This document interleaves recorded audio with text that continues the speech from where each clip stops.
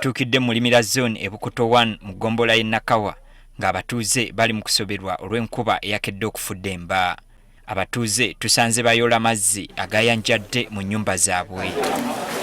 Batutegeezezza ng'ebintu byabwe byonna bwe byononeddwa amazzi gano. Kumakya nange nesanze ndi mu mazzi gagampagudde emmanju n'emiryango ne garagi. Ndesawa kabayola nenjagala okutaasa ebintu ebiri mu ofiisi.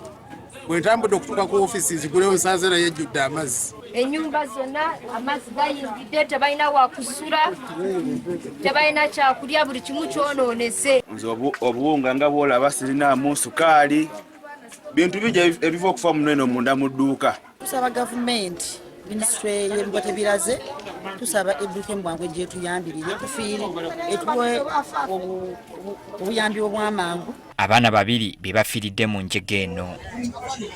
Abatuuze obuzibu babutadde ku myala egitakolebwa mu kitundu kyabwe. Tulina omwalo ogwawula na Kampala Central ne Nakawa buli eri. Tulina omwalo ogwawula Nakawa ne Kawempe. Bwe gaffe tuli mu kazinga wakati. Bajja ne bagipima. Abantu ne bakkiriza okubamenya ennyumba zaabwe ziri ku mwala. Abantu bakkiriza okutaasa embeera. Ne paka kati tewali kyakolebwa. Batuyambe bazimbe giri emyalo eminene kuba bwe gijjula gye giyiwa eno. Bagenze ne bazimba bypass amazzi gunagayiwa mu bantu. Ne batalongoosa emyalo. Embeera y'emu ebadde mu Mbuya 1 ekinnawataka era mu Gombola y'e Nakawa nga naye enkuba ekosezza nnyo abatuuze.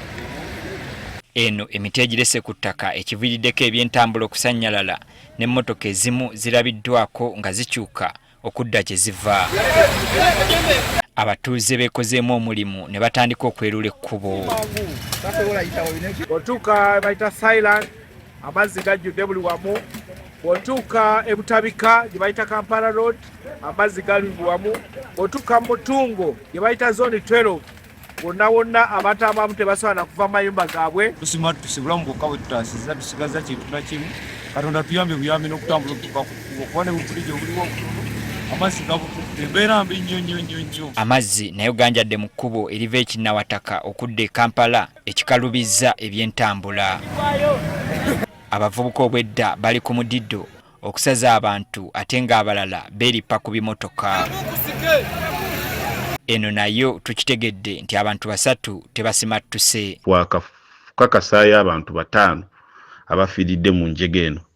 Abantu 3 emibiri gyabwe gijjiddwa mu mazzi yaabwe kinnawataka era nga tuli mu kaweefube wakola noonya bibakwatako. Meeya w'Egombola y'e Nakawa Paul Mugambe obuzibu abutadde ku butaba na byuma bigogola myala.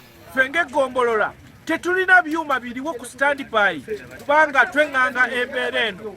Kubanga tutegedde nti enkuba ebadde eneetera okujja twandibadde emyala gyonna tumaze ogigogola olwaleero. Ekitongole ekidduukirize ki Red Cross kirabudde abantu okuba abeegendereza naddala mu kiseera kino eky'enkuba. Twagala okulabula Bannayuganda nti ekiseera kye tulimu ky'enkuba March, April ne May gino emyezi tugenda funa enkuba nga mpitirivu, so tusaba abantu mukozesa obwegendereza bungi nga tuyita mu bulamu bwammwe obwa bulijjo.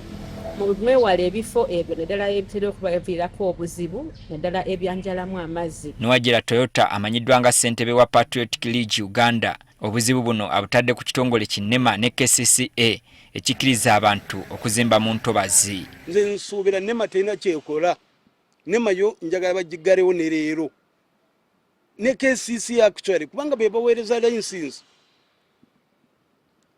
Enkyo ojja kulya nga babyogedde enkyo ekizimbe kirala olaba kivaayo mu mwala kivaayo wali mu gundi mu ntobazi bajja kuzikola olunaku lumu bateekemu omuliro gye guzikirira tomanyiyo. Emirambo gy'abatasobodde kusimattuka gitwaliddwa mu ggwanika e Mulago okwongera okwekebejjebwa.